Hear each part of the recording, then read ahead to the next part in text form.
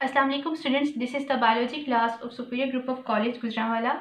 आज जो हम टॉपिक डिस्कस कर रहे हैं स्टूडेंट्स, वो चैप्टर नंबर 11 में एक मेजर टॉपिक था फोटोसिंथेसिस का। ठीक है, उसमें हमने लाइट डिपेंडेंट रिएक्शन को पढ़ा था। उसकी सब हेडिंग थी फॉस्फोराइलेशन। आगे फॉस्फोराइलेशन की दो टाइप्स थी, cyclic and non cyclic. Non cyclic को हम डिस्कस कर चुके थे, आज हम साइक्लिक फॉस्फोराइलेशन को पढ़ेंगे। साइक्लिक का मतलब अगर हम देखें तो जिस तरह से साइकिल का जो टायर है वो राउंड एंड राउंड घूमता है, इस तरह से इसमें भी इलेक्ट्रॉन का जो फ्लो है वो राउंड एंड राउंड होगा, साइकिल में होगा, इसलिए इसको क्या कहते हैं, साइक्लिक फॉस्फोराइलेशन। फॉस्फोराइलेशन क्या होता है? Addition of phosphate into ADP, कि एडीपी के अंदर जब फॉस्फेट ग्रुप ऐड होता है उसके नतीजे में जब एटीपी बनती है तो हम इसको फॉस्फोराइलेशन कह देते हैं।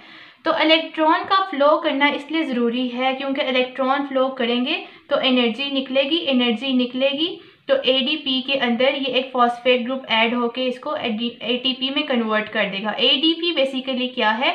एडीपी डाई है, di nucleotide phosphate, adenine di nucleotide phosphate, के इसके अंदर दो फॉस्फेट के जो है ग्रुप लगे होते हैं। जब इसके साथ एक तीसरा फॉस्फेट ग्रुप ऐड होना होता है तो इसके लिए इसको क्या रिक्वायर होती है? एनर्जी रिक्वायर होती है।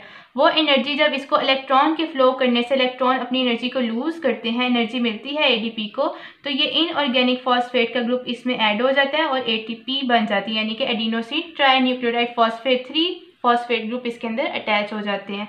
और ये फॉस्फेट ग्रुप इसलिए ज़रूरी है क्योंकि ये हाई एनर्जेटिक बॉन्ड होते हैं और आपकी बॉडी के लिए एनर्जी करेंसी है। इससे आपको क्या मिलती है? आपकी एनर्जी, इससे आप लोगों की बहाल होती है। तो बच्चे साइक्लिक फॉस्फोराइलेशन को पढ़ना शुरू करते हैं। फॉस्फोराइलेशन ऐसी फॉस्फोराइलेशन जो किस वजह से होती है? ड्यूरिंग साइक्लिक इलेक्ट्रॉन फ्लो, जब इलेक्ट्रॉन साइकिल में मूव करते हैं तब उसको क्या कहते हैं हम? Cyclic phosphorylation. इससे पहले जो हमने नॉन साइक्लिक पढ़ा था उसमें फोटोसिस्टम 2 से इलेक्ट्रॉन्स मूव होने शुरू हुए थे, प्राइमरी सेक्टर के पास इलेक्ट्रॉन ट्रांसपोर्ट चेन से गुजर के फोटोसिस्टम 1 के पास, फिर प्राइमरी सेक्टर के पास और फिर दूसरी इलेक्ट्रॉन ट्रांसपोर्ट चेन के पास, यहाँ तक इलेक्ट्रॉन सारे मूव हुए थे। लेकिन इसमें क्या हो रहा है? साइक्लिक फ्लो जस्ट इस दौरान हो रही है। इसको देखते हैं। Addition of phosphate into ADP is called phosphorylation when, और ये होती कब है? When less ATP for Calvin cycle. Students, Calvin cycle क्या है? लाइट रिएक्शन के बाद जो नेक्स्ट रिएक्शन होता है प्लांट्स में, मोस्टली नाइट टाइम पे, उसको डार्क रिएक्शन भी कहते हैं और उसका दूसरा नाम क्या है? केल्विन साइकिल है।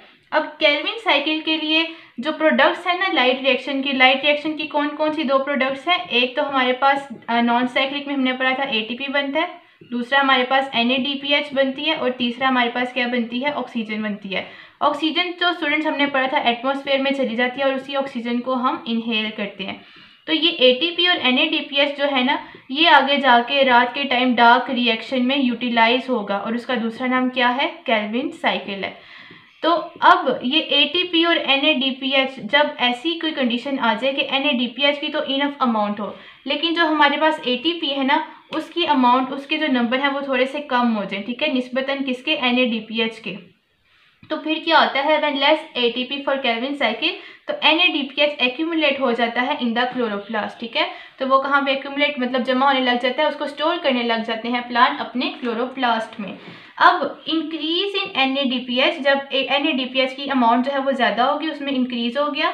Temporary shifting of non cyclic to cyclic electron flow, जब NADPH की अमाउंट ज़्यादा हो जाती है और ATP की अमाउंट कम हो जाती है, जबकि केल्विन साइकिल जो डार्क रिएक्शन होना है उसको NADPH और ATP की अमाउंट इक्वल चाहिए। ठीक है, तो नेक्स्ट रिएक्शन तक जाने से पहले इनकी अमाउंट इक्वल होनी चाहिए, लेकिन कभी कभी ऐसे हो जाता है कि ATP की अमाउंट कम हो जाती है। उसमें प्लांट क्या करता है? अपने NADPH को स्टोर कर लेता है क्लोरोप्लास्ट में और तब तक ATP की अमाउंट को है उसके बराबर लाने की कोशिश करता है। इस दौरान एक टेम्परेरी थोड़ी देर के लिए शिफ्टिंग होती है नॉन साइक्लिक इलेक्ट्रॉन फ्लो से साइक्लिक इलेक्ट्रॉन फ्लो में।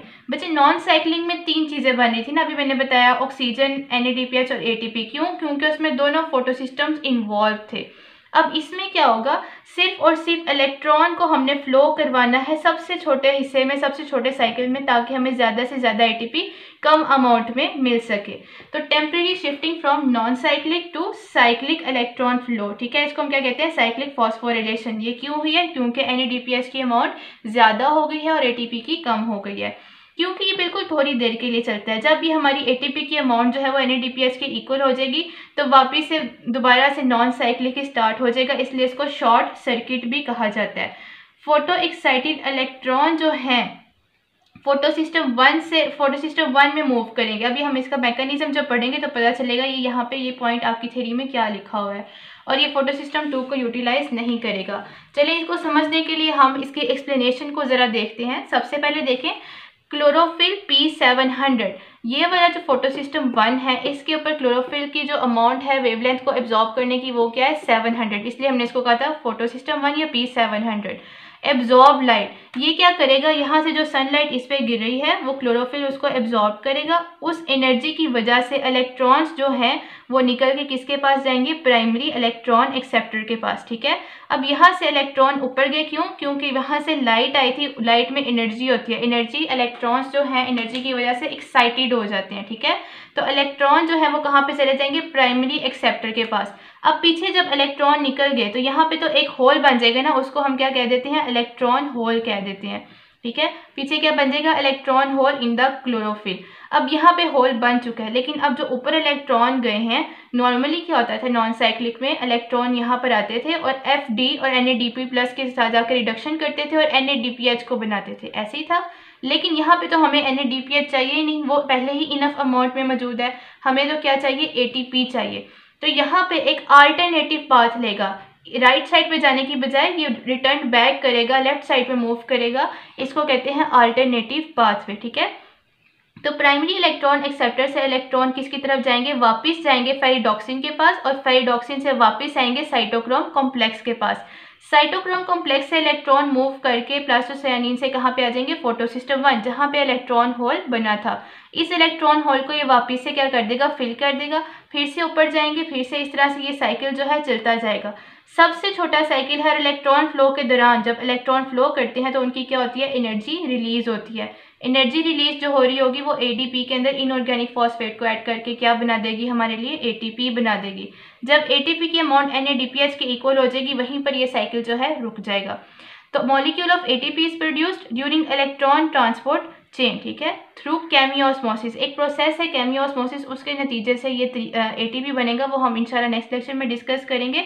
अब आप यहाँ पे देखें इलेक्ट्रॉन फ्लो कर रहे हैं सबसे छोटे साइकिल में ताकि जल्दी जल्दी ATP मिले, ना ही यहाँ पे NADPH बन रहा है क्योंकि इस तरफ तो इलेक्ट्रॉन्स आए ही नहीं, ना ही यहाँ पे ऑक्सीजन बन रहा है क्योंकि इसमें फोटो सिस्टम 2 इन्वॉल्व ही नहीं। तो जो only product of photo system 1 is ATP। ठीक है, the only product of cyclic phosphorylation is ATP, और इसमें वही सेम एक्साइटेड इलेक्ट्रॉन जो है वो रिटर्न बैक हो जाते हैं टू क्लोरोफिल। ठीक है, क्योंकि ये एक ही साइकिल है जो चल रहा है। तो स्टूडेंट्स इसमें बस यही बात है कि साइक्लिक फॉस्फोरिलेशन में साइकिल के अंदर जो है इलेक्ट्रॉन फ्लो करते हैं ताकि ज़्यादा अमाउंट में ATP को बना सके। जब ATP की अमाउंट NADPH के अमाउंट के इक्वल हो जाती है और वो डार्क रिएक्शन में आगे जा सकते हैं, वहीं पर ये रिएक्शन रुक जाता है और दोबारा से जो है नॉर्मल रूटीन में नॉन साइक्लिक फॉस्फोरिलेशन चलने लग जाती है। इसीलिए जो होता है ये रिएक्शन जो होता है अक्कर एट शॉर्ट टाइम्स, थोड़ी देर के लिए होता है, कभी कभी होता है, और शॉर्ट लिव्ड होता है। ठीक है, थोड़ी देर बाद ये खत्म हो जाता है। इसकी निस्बत में जो नॉन साइक्लिक फॉस्फोरिलेशन है वो लॉन्ग लिव्ड होता है और आमतौर पर वही चल रहा होता है। तो इसमें सिर्फ फोटो सिस्टम 1 इन्वॉल्व है। ये कुछ इंपॉर्टेंट पॉइंट्स हैं जो आप लोगों ने करने हैं। थैंक यू स्टूडेंट्स, अल्लाह हाफिज़।